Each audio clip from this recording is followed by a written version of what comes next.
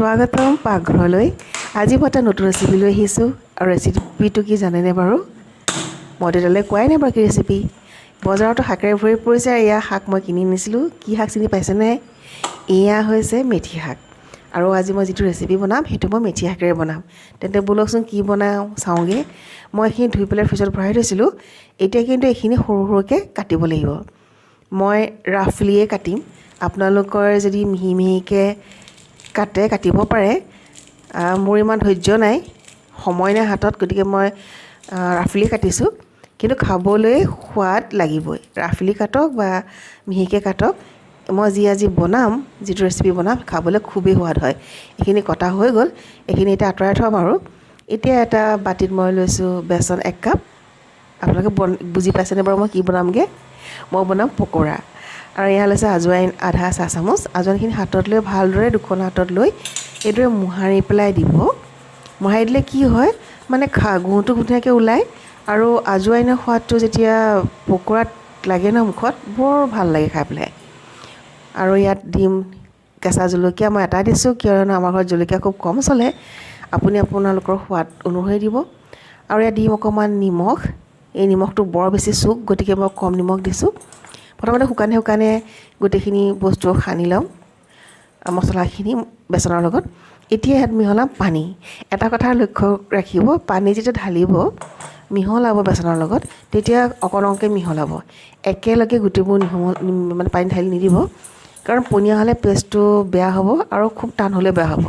দেখিছেনে মই কেনেকৈ অকণকৈ ঢালি আছোঁ? মই কথা কৈ আছোঁ আৰু মই অকণকৈ পানী ঢালিও আছোঁ। যেতিয়ালৈ পাৰফেক্ট নহয় বেটাৰটো, তেতিয়ালৈকে আমি পানী ঢালিব লাগিব। আৰু বেটাৰটো পাৰফেক্ট কেনেকৈ হ'ব সেইটো আপোনালোকে কেনেকৈ বুজি পাব, সেইটো মই আপোনালোকক অলপ পিছত কৈ আছোঁ।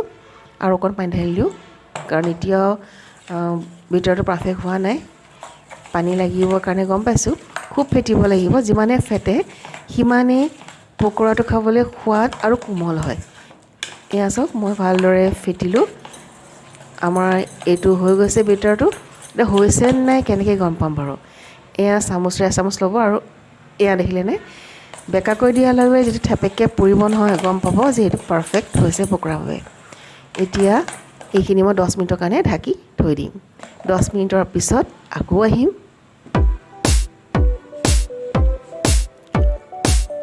10 মিনিট হৈ গ'ল আৰু এয়া চাওক, আমাৰ বেচনখিনি আগতকৈ ফুলিছে। ইয়াত মিহলাই দিলোঁ কটা মেথি শাকখিনি। আৰু মেথি শাকখিনি এতিয়া ভালদৰে বেচনৰ সৈতে মিহলাই ল'ম। এয়া মই মিহলাই লৈছোঁ, কিন্তু এতিয়াও মোৰ পেষ্টটো মেথি শাকখিনি দিয়াৰ পাছত অকণমান ডাঠ লাগিছে। গতিকে অকণমান ইয়াত পানী মিহলাই দিওঁ, তেতিয়াহে পাৰফেক্ট হ'ব। মই অলপ ডাঠ দেখিছোঁ। এয়া চাওক, মই ইয়াত অকণমান পানী দিম। কোনো ধৰণৰ বেকিং পাউডাৰ বা বেকিং চ'ডা ইয়াত দিয়া নহয়। এতিয়া খুব ভালদৰে আকৌ এবাৰ মই ফেটি লওঁ গোটেইখিনি। এইবাৰ পাৰফেক্ট হৈছে।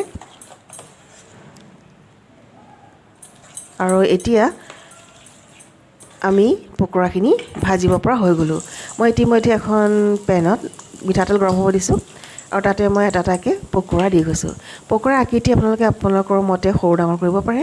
মই মিডিয়াম চাইজৰ কৰিছোঁ। আৰু সোণালী ৰং হোৱালৈকে আমি পিটি কৰি পেলাই ভাজিব লাগিব। যিহেতু আজিকালি বহুত কম তেল মানুহে খোৱাটো পচন্দ কৰে, গতিকে মই নিশ্চয় আপোনালোকে মন কৰিছে, মই খুব কম তেল দিছোঁ পেনখনত। আৰু এইদৰে চামুচৰ সহায়ত ওপৰত তেল দি দিছোঁ। আৰু এতিয়া উল্টাই পুল্টাই মই গোল্ডেন হোৱালৈকে এইখিনি ভাজিম। আটাইখিনি বেচনেৰে মই পকৰা বনাই ল'ম। আৰু এয়া চাওক, মই এতিয়া এটা এটাকৈ পকৰাবোৰ লুটিয়াই দিছোঁ, যাতে দুইটা পিঠিও সুন্দৰভাৱে ভজা হয়। আৰু এটা কথা মন কৰিব, ফ্লেমটো মিডিয়াম ল' ফ্লেমত ৰাখিব, হাই ফ্লেমত নাৰাখিব। হাই ফ্লেম কৰিলে ওপৰৰ পৰা সিজিব বা ৰঙচুৱা কৰি পেলাই দি যোৱাৰ দৰে হ'ব, কিন্তু ভিতৰখন কেঁচা হৈ থাকিব। সেইকাৰণে মিডিয়াম ল' ফ্লেমত যদি কৰে, বহুত দেৰিলৈ মচমচীয়া হৈ থাকিব আৰু খাবলৈ বৰ সোৱাদ হ'ব। এয়া চাওক, মোৰ পকৰা ৰেডি। কি সুন্দৰ হৈছে দেখিছেনে? খাওঁ লাগিছেনে নাই বাৰু?